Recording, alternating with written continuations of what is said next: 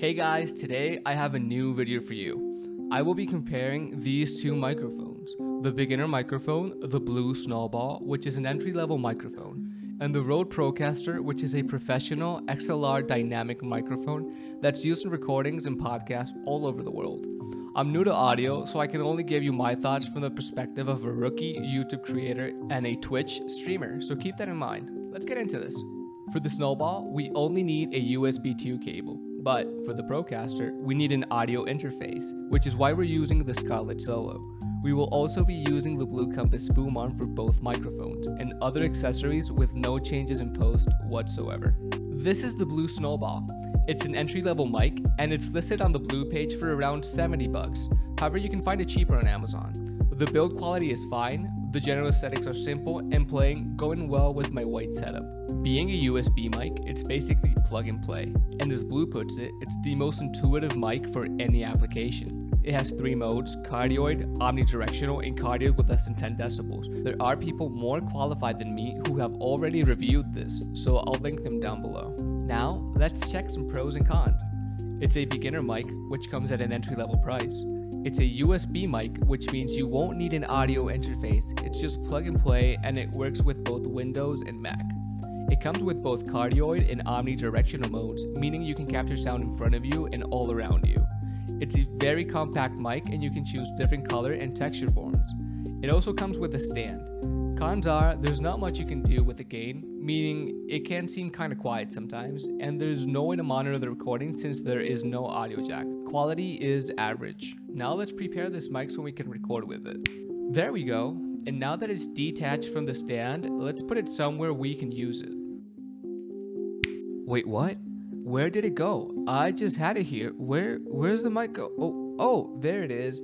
I'm using the boom arm to get it closer to my face, and it looks 100 times better up there with the blue branding and with the snowy background.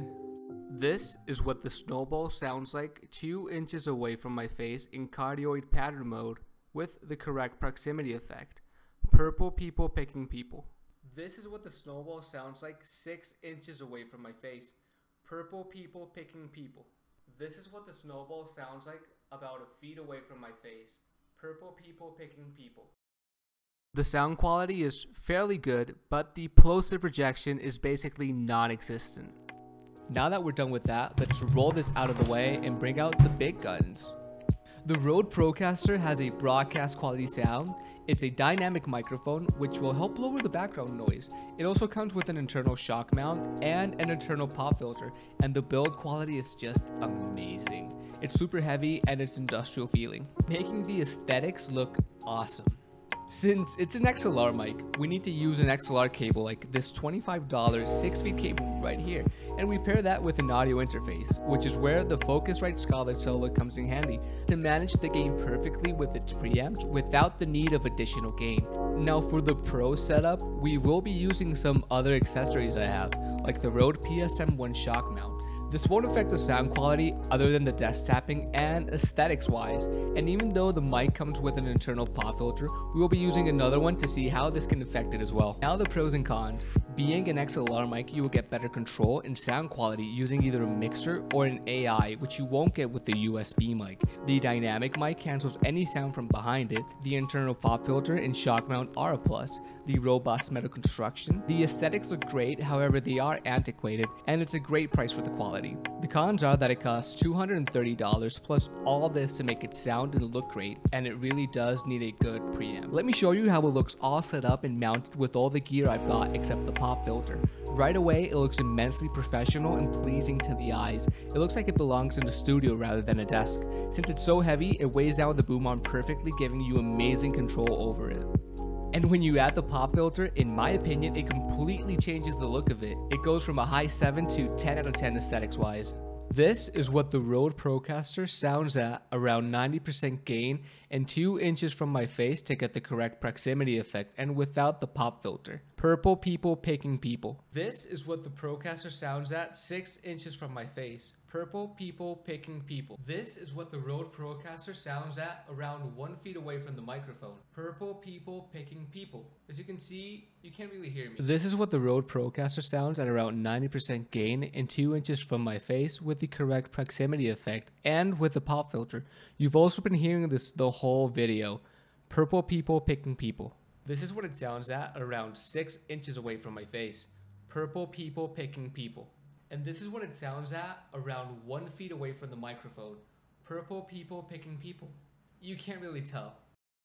Finally, I wanted to show what happens when you speak directly onto the mic and then you start moving along it so you can tell where the sound gets lost and how this helps with the background noise. The sound is almost completely locked off at the back of the mic, and if we keep going, it just gets fainter and fainter and then it nearly disappears. Finishing off, I hope you can all make your own conclusions on sound quality and if it's worth going from a $70 audio setup to a near $500 one. There are in-betweens, like choosing a headset with a mic for gaming and streaming, or lav mics, which I might try out in the future. However, you have to make do with what budget you have. Obviously, the professional setup will sound miles ahead of something that's 1/5 in price, but with post-editing, you can also get away with something like the AT2020 or the Rode Pod mic.